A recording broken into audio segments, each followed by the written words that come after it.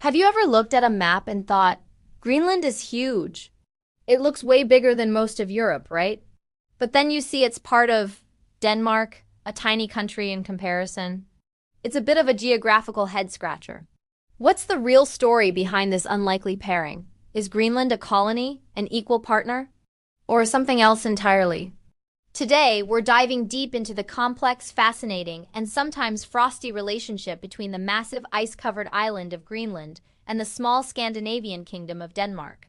Our story begins over 1,000 years ago, around the year 982, with the legendary Viking, Erik the Red. Banished from Iceland for, let's say, some neighborhood disputes, he sailed west and stumbled upon a vast icy land. To attract more settlers, he gave it a rather optimistic name, Greenland. Clever marketing, right? Norse settlements popped up along the southern coast, and for a few centuries they thrived, trading walrus ivory and polar bear skins. This early connection was with Norway, not Denmark. But as history goes, kingdoms merge and borders shift. In 1397, the Kalmar Union brought Norway, Denmark, and Sweden under a single monarch. And just like that, Greenland, by association with Norway, was now linked to the Danish crown. When the union eventually dissolved, Norway and Greenland remained tied to Denmark. For a long time, Denmark didn't pay much attention to its far-flung Arctic territory. The Norse settlements had mysteriously vanished by the 15th century, and contact was lost. It wasn't until the early 1700s that interest was rekindled. A Norwegian-Danish missionary named Hans Egede, fearing the Norse settlers had lost their Christian faith, launched an expedition to find them.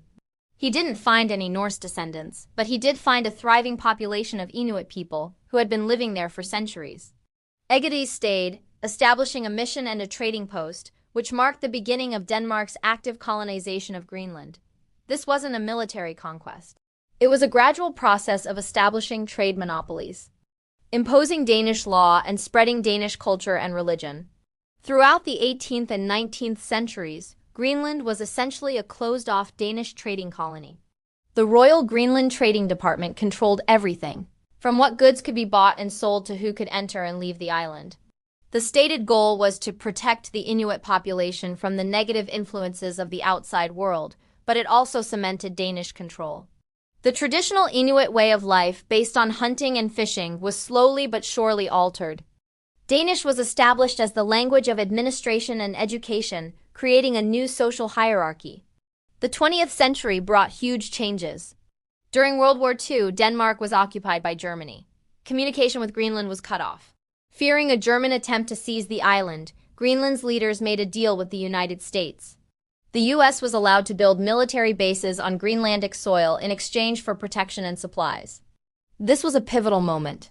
For the first time, Greenlanders were exposed to a modern American lifestyle on a massive scale. They saw new technologies, different foods, and a whole new world beyond the Danish-controlled system. It planted a seed of desire for greater autonomy and modernization. After the war, Denmark realized the old colonial model was no longer sustainable. In 1953, a new Danish constitution was passed, and with it, Greenland's status officially changed from a colony to a county of Denmark, just like Copenhagen or Aarhus. Greenlanders were granted Danish citizenship and representation in the Danish Parliament. This might sound like a great step forward, and in many ways it was.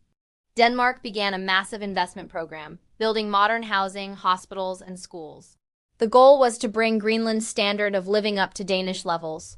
However, this policy, known as G50 and later G60, had a dark side. It was a top-down process, planned in Copenhagen with little input from the Greenlandic people. Entire communities were forcibly relocated from their small hunting villages to larger, centralized towns. The idea was to create a more efficient society based on industrial fishing rather than traditional hunting. This social engineering project caused immense cultural and social disruption. People lost their connection to their land and traditional skills. Alcoholism and social problems soared. While the intentions might have been good, the execution was a classic example of a colonial mindset, assuming Denmark knew what was best for Greenland.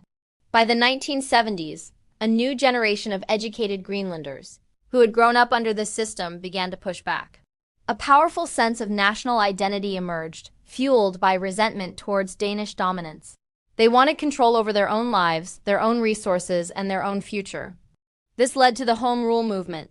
After years of negotiations, the Greenland Home Rule Act was passed in 1979. This was a massive milestone. It established a Greenlandic Parliament, the Inatsisart, and a government with control over internal affairs like healthcare, education, and the economy. Greenlandic, or Kalaallisut, was made an official language alongside Danish. It was no longer just a county. It was a distinct nation within the Kingdom of Denmark. But home rule wasn't the final destination. The desire for even greater autonomy continued to grow. A key point of contention has always been Greenland's vast natural resources. The island is believed to hold massive deposits of oil, gas, and rare earth minerals, a potential ticket to economic independence. Under home rule, Denmark still had the final say on resource extraction and shared the revenue. Greenlanders wanted full control. This push culminated in a 2008 referendum, where an overwhelming 75% of Greenlanders voted in favor of more independence. This led to the Act on Greenlandic Self-Government in 2009. This act replaced home rule and expanded Greenland's powers significantly. It recognized the Greenlandic people as a distinct people under international law with the right to self-determination. Greenland gained control over its police force, courts, and crucially, its mineral and oil resources. Now, Greenland gets to keep all the revenue from any future resource extraction.